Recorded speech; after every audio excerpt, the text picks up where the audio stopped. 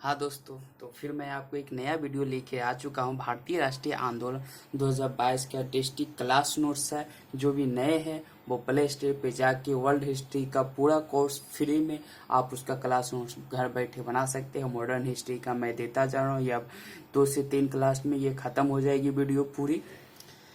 तो मैं चाहता हूँ ज़्यादा से ज़्यादा लोग आप शेयर करें, सब्सक्राइब करें और ज़्यादा से ज़्यादा लोगों तक पहुँचाएं, ताकि घर बैठे हुए लोग आईएएस पीसीएस की तैयारी कर सके। घर बैठे किसी को बाहर आने या जा की ज़रूरत नहीं है। दिल्ली में रहने का मतलब बहुत ज़्यादा खर्च की एक हमदर्द के हिसाब से मैं बोलता हूँ।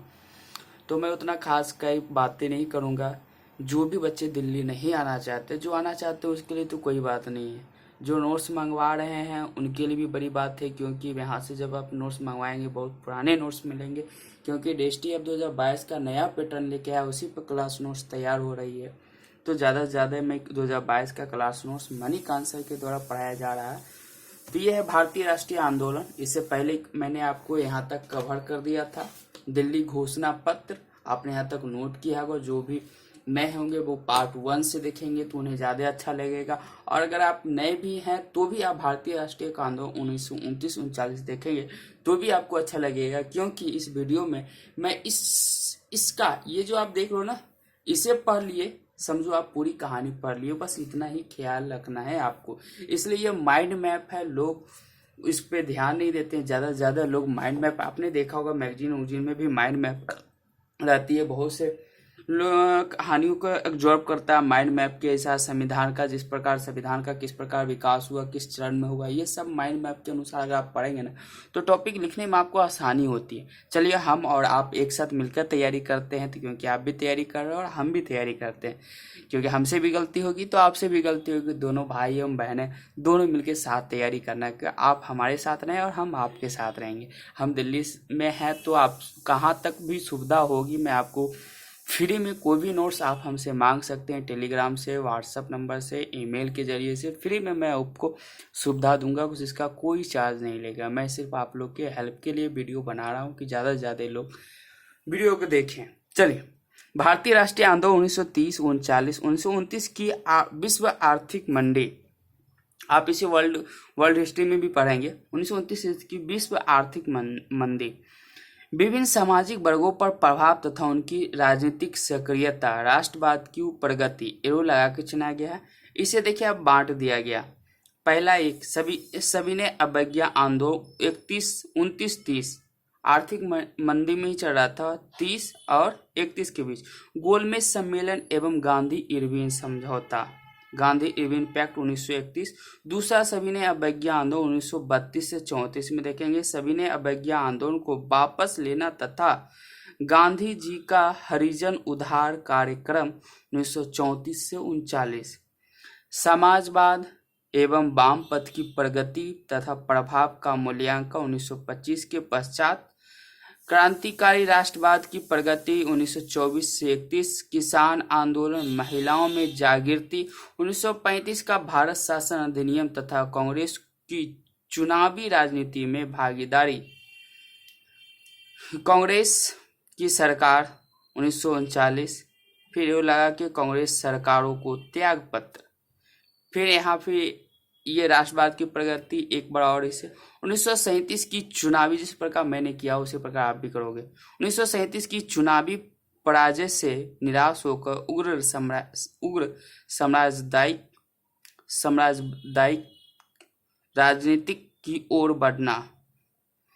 फिर लगा मुस्लिम लीग के द्वारा 1940 के लाहौर अधिवेशन में पृथक प्रांत प्रस्ताव पारित। अब आ जाते हैं 1929-30 की विश्व आर्थिक मंदी। पूंजीवादी अर्थव्यवस्था एक अंतर विद्रोह से ग्रस्त होती है। इसका बल अतिरिक्त मुनाफा पर होता है, इसलिए यह श्रमिकों को उचित तनख्वाह से वंचित करता जाता है। इस कारण इसका अपना बाजार सिकुड़ जाता है। इस कारण मंदी आती है। 1929-30 में इस मंदी से लगभग संपूर्ण विश्व प्रभावित हुआ। केवल सोवियत रूस बचा रहा था, क्योंकि वहां समाजवादी व्यवस्था थी। इसका प्रभाव भारत की राजनीति में भी पड़ा। इससे भारत के विभिन्न वर्ग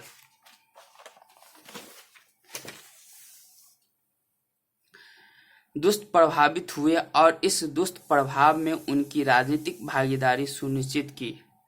धनी किसान यह कृषि उत्पादन का एक बड़ा भाग बाजार में बेचते थे। मांग में गिरावट के कारण ये दुष्प्रभावित हुए, इसलिए इनकी राजनीतिक सक्रियता बढ़ी। निर्धन किसान यह मंदी के समय अपनी भूमि गंवाने लगे, क्योंकि महाजनी कर्ज कम उपलब्ध था, इसलिए इनकी भी राजनीतिक सक्रियता बढ़ी। पूंजीपति विदेश नीति से पूंजीपति काफी विक्षुब्ध थे। कैसे? पॉइंट ए, ब्रिटिश के द्वारा एवं साम्राज्यवादी वरीयता का प्रावधान लाया गया था, जिसके तहत भारत पर यह दबाव था कि वह आयात में अन्य देशों की तुलना में ब्रिटिश वस्तुओं की वह प्राथमिकता दे, मतलब ब्रिटिश वस्तु को ही खरीदे। बी, हिल्टन यंग आयोग की अनुशंसा पर बाउंड की तुलना में रुपयों को अधिक मजबूत बना दिया गया। बाउंड इस कारण भारतीय निर्यात को धक्का लगा। यहाँ पर गलत लिखा मैंने, धक्का लगा। इस कारण पूंजीपति वर्ग भारतीय राष्ट्रीयवादी के करीब आ गया। जहां असहयोग आंदोलन के समय पूंजीपतियों ने विरोध किया था, वहीं सविनय अवज्ञा आंदोलन के मध्य पूंजीपतियों की व्यापक भागीदारी हुई। औद्योगिक श्रमिक आर्थिक मंदी के समय श्रमिकों को मंदी की मार झेलनी पड़ी और उन्हें छंटनी का भय सता रहा था, इसलिए 1920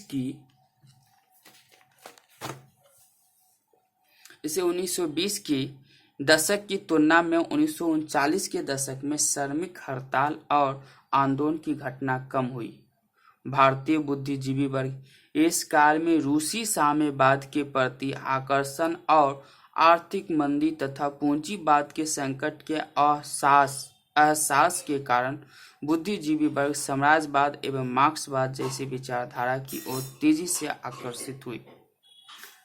क्वेश्चन अब जाता है क्वेश्चन, अपसारी उपागम और राजनीतियों के होने के बावजूद महात्मा गांधी और डॉक्टर भीमराव अंबेडकर का दलितों की बेहतरी का एक समान लक्ष्य था। स्पष्ट कीजिए। यूपीएससी 2015 में क्वेश्चन 150 शब्दों में आपको लिखना पड़ेगा। इसे आप लिखें, ज़्यादा से ज़्यादा अच्छा होगा।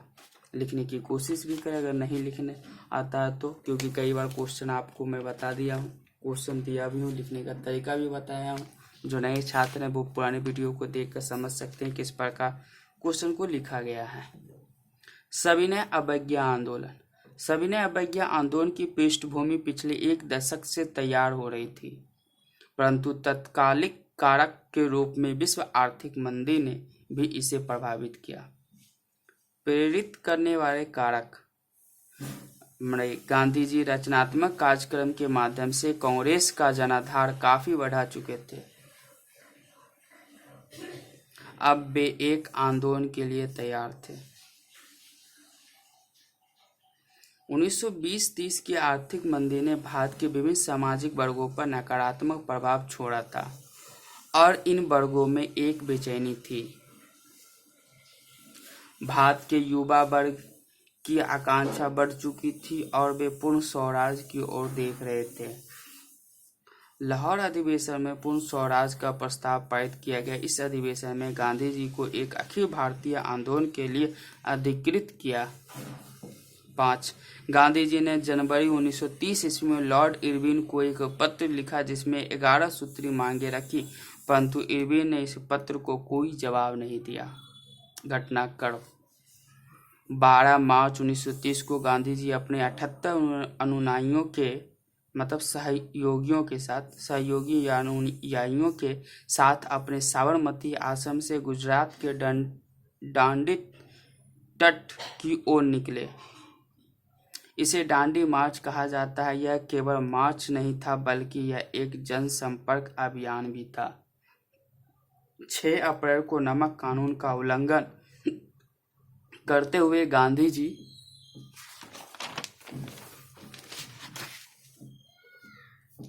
गिरफ्तार हो गए, लेकिन तब तक यह आंदोलन संपूर्ण देश में फैल गया। गांधी जी ने नमक का मुद्दा क्यों चुना? नमक का मुद्दा एक ऐसा मुद्दा था जिसके आधार पर गांधी जी कुलीन एवं जनसामान्य भारतीयों को परस्पर जोड़कर भारतीय राष्ट्रीय आंदोलन का संयुक्त मोर्चा निर्मित कर सके। जनसामान्य के लिए यह आर्थिक मुद्दा था तो कुलीनों के लिए भावनात्मक।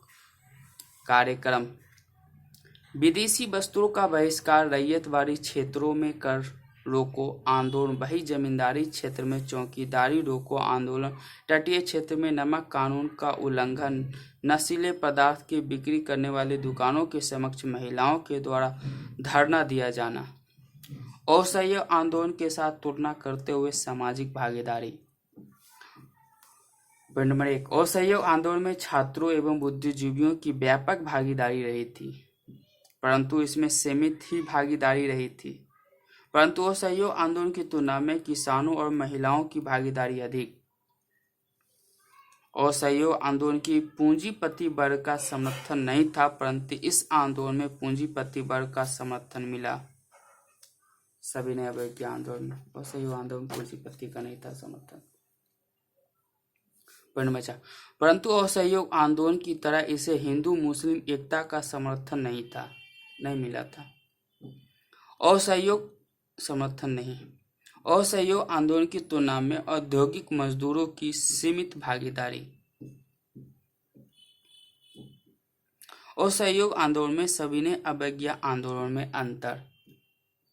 जहां असहयोग आंदोलन स्वराज के मुद्दे पर आरंभ किया गया था, वहीं सविनय अवज्ञा आंदोलन पूर्ण स्वराज के मुद्दे पर आरंभ किया गया। असहयोग आंदोलन जहां सरकार के साथ सहयोग न करके बाधा उपस्थित करना चाहता था, वहीं सविनय अवज्ञा आंदोलन स्पष्ट रूप में कुछ कानूनों का उल्लंघन कर सरकारी कार्यों में बाधा उपस्थिति कर रहा था। गांधी जी ने इरविन के साथ पैक्ट क्यों किया? यह आश्चर्य का विषय प्रतीत होता है कि जब सविनय अवज्ञा आंदोलन सफलतापूर्वक आगे बढ़ रहा था और बहिष्कार की नीति इतनी सफल सिद्ध हो रही थी, तो फिर तेज बहादुर सिप्रू एवं M.R. जेकर की मध्यस्थता में गांधी जी ने 5 मार्च 1931 को इरविन के साथ पैकेट क्यों किया? वस्तुतः ऐसा माना जाता है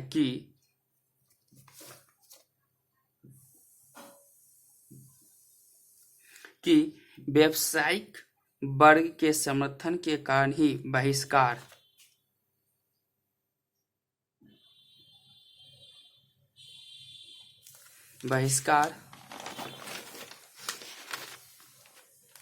की नीति सफल हो पाई थी।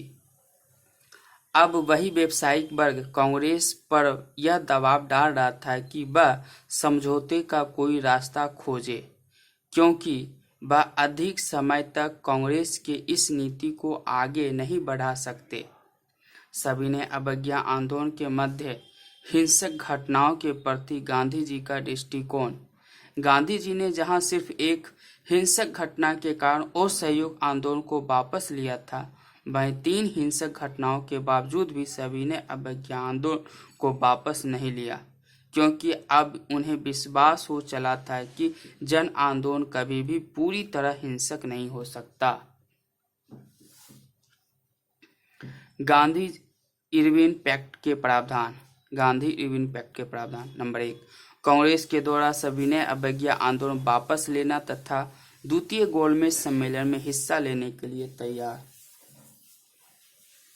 उन कैदियों की रिहाई जिन्होंने हिंसा में भाग नहीं लिया।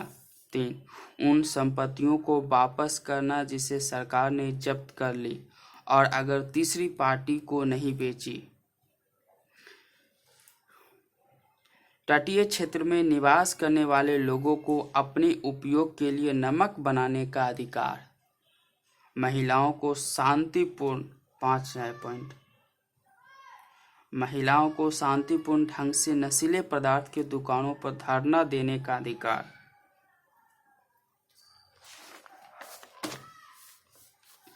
गोलमेज सम्मेलन में गांधी जी की भागीदारी।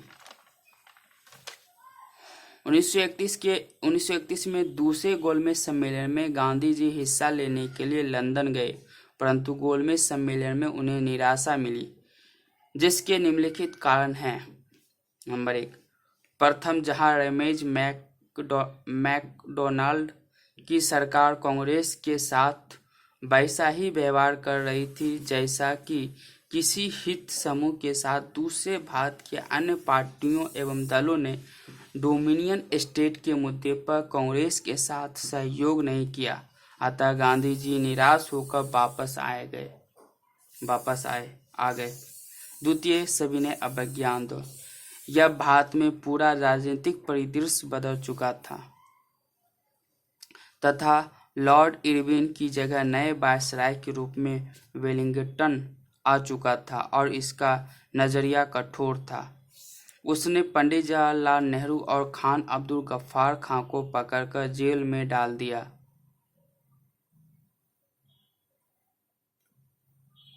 गांधी जी उससे वार्तालाप करनी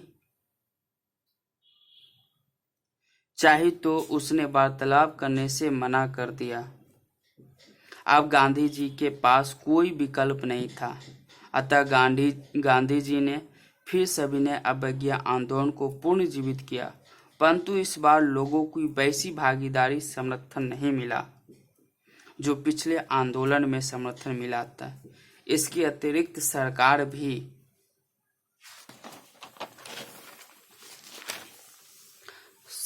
भी उग्र दमन के लिए तैयार थी और कांग्रेस को एक गैर कानूनी संस्था घोषित कर दिया गया।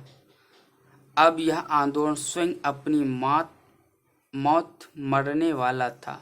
तभी सरकार ने गांधी जी को एक और नया मौका दे दिया, सांप्रदायिक पंचायत एवं पूना पैक्ट 1932। तो दोस्तों मैं इस टॉपिक को अब कल करूँगा। काफ़ी लंबा वीडियो हो जाएगा, तो मैं नहीं चाहता काफ़ी लंबा वीडियो हो। मैं सोचता हूँ 20 मिनट से कम ही हो, 15, 16, 17 मिनट काफ़ी हो जाते हैं। तो आप इस वीडियो को ज़्यादा से ज़्यादा लाइक, सब्सक्राइब और शेयर करें। जय हिंद, जय भारत।